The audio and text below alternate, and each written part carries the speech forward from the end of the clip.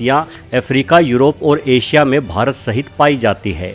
एक बड़े नर का वजन शेर की तुलना में 3 गुना अधिक यानी 600 किलो के करीब हो जाता है। इस जीव के सींग बेहद घातक होते हैं। भले ही जंगली भैंसा शेर का प्रमुख शिकार भी है, लेकिन अक्सर कई सारे शेर मिलकर ही एक जंगली भैंसे को मार पाते हैं।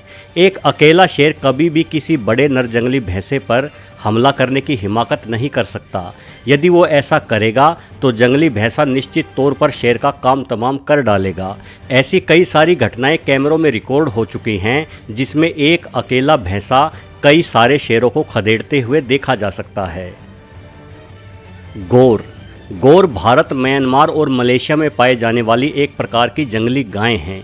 कुछ दशकों पहले तक ये श्रीलंका और बांग्लादेश में भी पाई जाती थी, लेकिन अब इन दोनों ही देशों से ये गाय विलुप्त हो चुकी है। जंगली भैंसे की तुलना में गौर कहीं अधिक ताकतवर होती है। एक जवान नर गौर 9 फीट लंबा, 6 फीट ऊंचा और वजन में 1000 किलो तक भारी हो सकता है। हालांकि गौर जंगली भैंसे जितनी गुस्सैल स्वभाव की नहीं होती। इंसानों पर गौर के हमले की खबरें कभी कभार ही सुनने को मिलती है।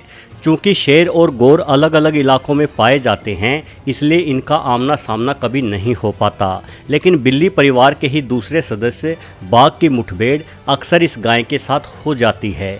बाघ शेर की तुलना में अधिक भारी और बड़ा शिकारी जीव है, लेकिन बाघ सिर्फ कम उम्र के छोटे गौर का ही शिकार करता है।